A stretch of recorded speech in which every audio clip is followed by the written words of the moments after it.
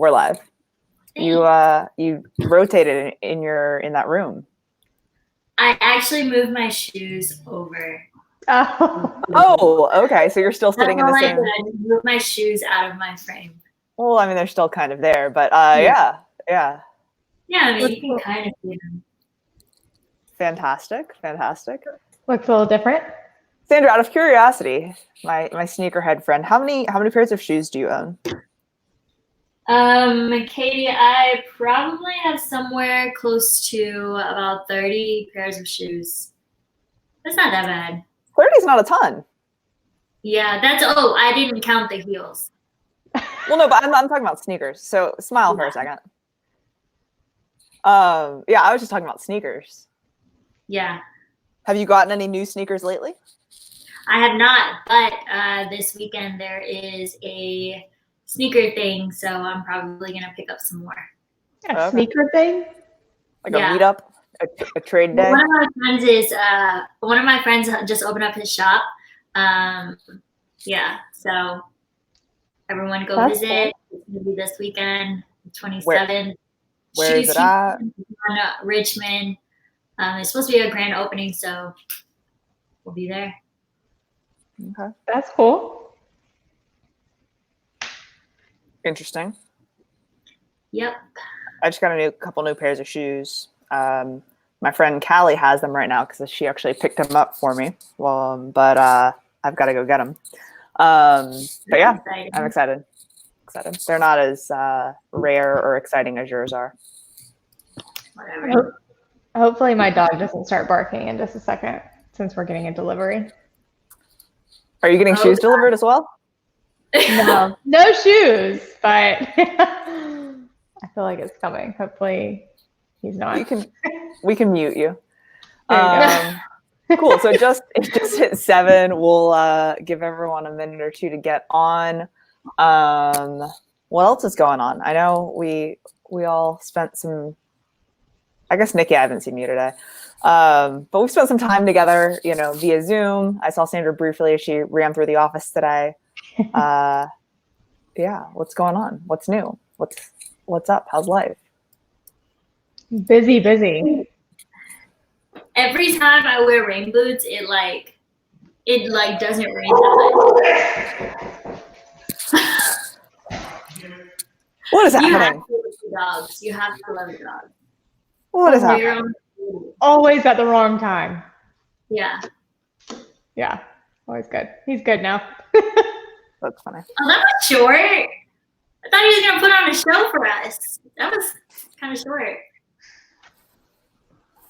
Oh, yeah. Coda? Oh, yeah. Dustin grabbed him. Oh. Kidding. Cool. So yeah. I would agree. Things have been busy. I think what we were talking about that we wanted to discuss today was like the top 5 buyer mistakes, or the things that mythbusters of real estate, and things that people may think as far as, the real estate process, and then like what's actually reality. So today we're going to go over the top 5 mistakes to avoid when buying a home. So yeah. Number 1 mistake is not calling the MOVEMETOTX Team, but we did not put that in the presentation because we figured you already knew that. If you're tuning in right now, you know that. But Nikki will kick us off with mistake number 1. Yeah, I mean, as Katie said, definitely call us. That's the biggest mistake. To not make. But mistake number 1 would be not getting pre-approved prior to shopping for your home. So there's a couple of reasons why you need to get pre-approved. One, you need to know how much you are able to spend on your purchase of your home. So it's kind of good to know kind of a budget. Of course, your pre-approval is a limit. It's not exactly how much you have to spend, but it's still a guideline to follow, and it's good to have prior to shopping.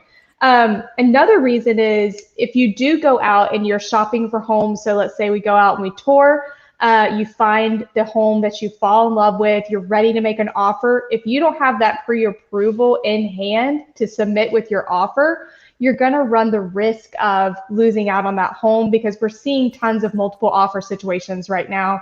So yeah, you want to have that pre-approval ready to go so that you're ready to submit the offer, you're ready to send it with it, and ready to go.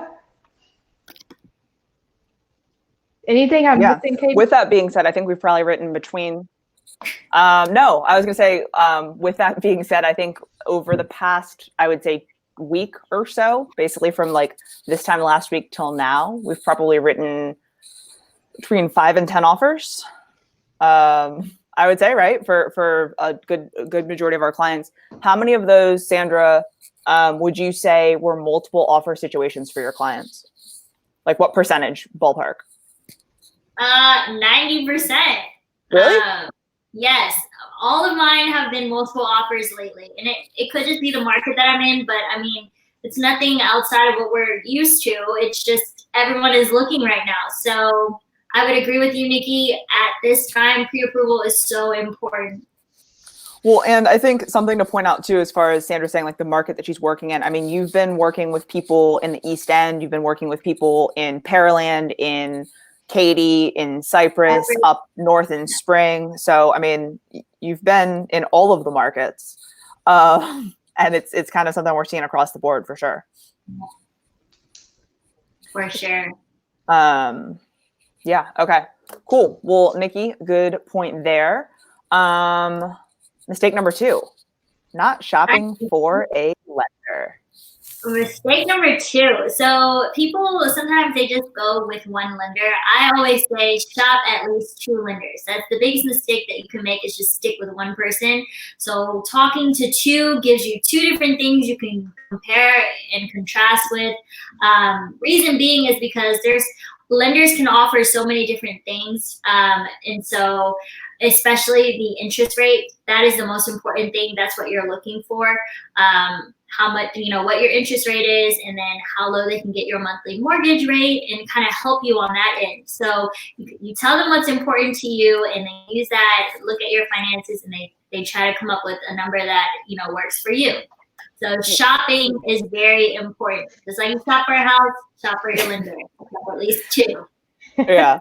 I mean, I think one thing a point to make, to kind of follow or piggyback on that, Sandra, is like, I feel like a lot of people will like, I don't do this, but a lot of people will be like, okay, I need to get gas, but like this gas price is X, say it's $1, and the one down the street is 99 cents, and the one down the street is 98 cents, and the one down the street's 105. But they're going to drive that loop to see which is the best price. And then they're gonna be like, okay, I'm going to do this one. So it's like, if you're going to do that to save, you have a 10 to 15 gallon tank, to save like 10, 20 cents, 30 cents, like this is going to be the most expensive investment you are ever going to make. So doing your due diligence and talking to multiple lenders is helpful. Not only the interest rates, but also like they don't necessarily, when they give you a loan estimate, it's not necessarily apples to apples. It's not one uniform form. So talking to multiple lenders helps you to understand what different people are charging. We've got great preferred lenders that will review your file to be like, hey, you're getting a great deal, go with them, all good, which people never believe me when I say that. But our lenders are all really great. We work with them on a very regular basis, and they definitely want to provide that, as value to you, even if you don't use them. So just something to add there. Mistake number 3, submitting lowball offers. So I think that, people, when you're going into a situation where you want to put an offer in on a home, people are like, okay, well, if it's listed at 300K, I don't want to spend 300K. So let's go down to 250 and see where they come back, or see what the sellers will say. Let's test the market. Let's test it out. And in a time where you have lots of inventory on the market and things maybe aren't moving so quickly, perhaps that is something that you could do. Perhaps, right? But right now, with how things are moving and how the market is looking, that's definitely something that you don't want to do. Basically, what we do is if you identify a home that you are interested in pursuing an offer or putting in an offer, we're going to run comparable sales. We've gone over this in past live videos, but we're basically going to look at what else is sold in the neighborhood, what else is on the market, and come up with an idea of a value where that home should sell at. So hopefully that's close to where the seller thinks and you guys are in line and we're all good to go. Not always the case, but so that's what we're going to do, is use those sales values of other homes. I think the biggest thing about submitting a lowball offer, especially when you are dealing with someone where this is their home and they've created so many beautiful memories there, is they're going to get offended and then say, screw this. That's what I was looking for. Screw this. We're not going to deal with this lowball offer and these people. So you may come back at a later date and say, well, now I'm willing to spend $300K, but like they're going to have a bad taste in their mouth. And that's just when emotions get involved. And that's why you use a real estate agent, so we can hopefully, keep you from having some of those awkward conversations with someone else on the other side. But that's definitely something that happens. Yeah, that's all. I'll step down off my soapbox. What else do you guys have to add? Thoughts, comments? No, Katie, I think you hit most of those points there. Very important to submit an offer that makes sense, to the market, not just to yourself. Nothing insulting. Yeah, for sure. Ryan Rossbluck just joins us. What is going on? How are you? Cool. So yeah, I mean, I definitely think it makes sense to look at the data before you put in your offer. Don't go off of estimates. Don't go with what your gut says. Let's review the numbers and make sure you're doing something that makes sense for you financially. Again, because we want to ensure that you are protecting yourself on a financial way. Mistake number 4 is applying for new credit. I'm buying a house and I want a new TV and I want new furniture. So I'm going to go to the furniture store and finance it. Right? Oh, God. Sandra, what do you think? Thoughts? I think that is the worst thing that you could do for yourself, because that changed everything in your finances. You just opened another line of credit and boom. Yes, Ryan, a thumbs down for sure. That is the biggest mistake you can make after getting a pre-approval. Once you get the green light, there's no reason why you should mess it up and open another line of credit. So I always tell my clients, now that you've got this pre-approval going on and you're shopping for a house, once you're under contract, you literally want to keep your finances as stable and normal as possible. If you have car trouble or something, talk to your lender. I know they probably can't do anything about the car stuff, but they can come up with a plan for you to get through it. I mean, buying a home typically only takes about 30 to 45 days. So depending on where you're at, talk to them before you go out and buy a new car, before you go and buy furniture or a refrigerator. I feel like you took that to the most extreme. Like if you go buy a new car, but yes, no, definitely don't take any new lines of credit. Don't. One thing also to add, as far as in today's current climate, lenders a lot of times are rechecking your credit almost to the day of closing. So if we rewind 6 months to a year ago, they would rerun your credit, they would recheck your employment. And a lot of times that would be, a couple days before closing, maybe a week before closing, something like that. But with, layoffs that are happening and furloughs and, credit issues and things like that, they're making sure on their side, since they're giving you, $200, $300, $400, $500,000, that you're still good to go. So don't go out and buy your appliances. Yeah, I know you want your fridge when you move in, but buy it the day after you close. And yeah, don't go buy a new car if your car breaks down. You can, I'll loan you my scooter if you're buying a house with us, and you can scooter around town. I don't know if you guys know, but I have a scooter. It's pretty cool. It's like a little Segway, kind of like a bird or a lime. But if you see me around town, honk at me. Scooting around town. Susan just joined. Actually, 2 Susans just joined. We've got multiple Susans on the line here. So before we hit number 5, and Nikki ends the fifth worst mistake you can make while buying a home. If you guys have any questions on buying a home, drop them in the comments below. We are always happy to answer your questions and love being put on the spot. So, just feel free to drop those down below, and Nikki and Sandra will be more than happy to answer your questions. Mistake number 5, emptying your savings account to buy. I've got 20 grand saved and I'm putting 20 grand down on my house. Nikki, good idea, bad idea? Bad idea.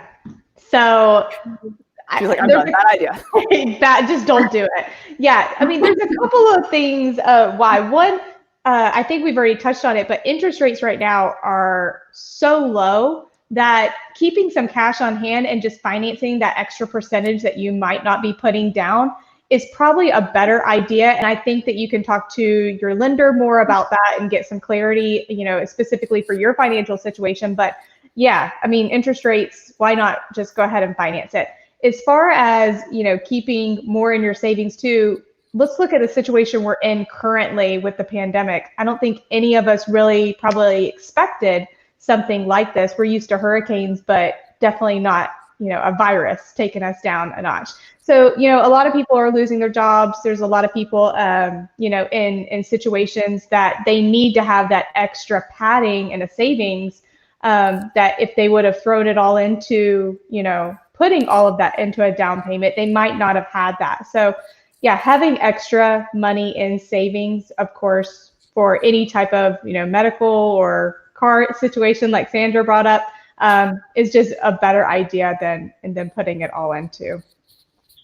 Yeah, and just general house bills, right? Yeah. House maintenance, maybe there's home improvements you want to do. Maybe there is new furniture that you want to buy after closing, things like that. So, yeah, I mean, and that's something that, when I'm purchasing a home right now, I don't know if you guys knew that, but when we were looking at putting down payments and we were discussing it with our lender, we're like, okay, I assume we have to put down 20%. And he was like, yeah, you could, but with interest rates being so low, you could put down 5% and have that extra 15% for cash. And, no matter what the price point is, 15% of your house sales price is a decent amount of money to keep in your pocket. So I'm going to use it to buy scooters and other responsible items. So pretty excited about that. So Nikki and Sandra's contact info is over there on the screen.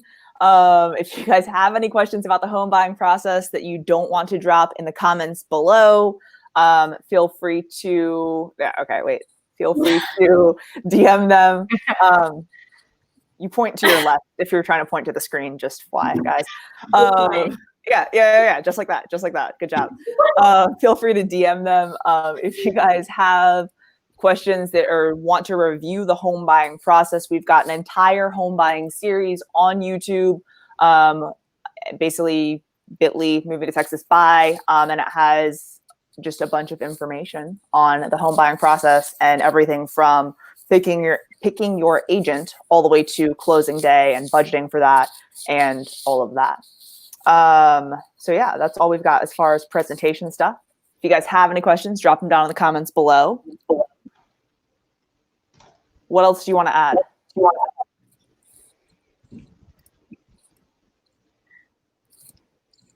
Sandra?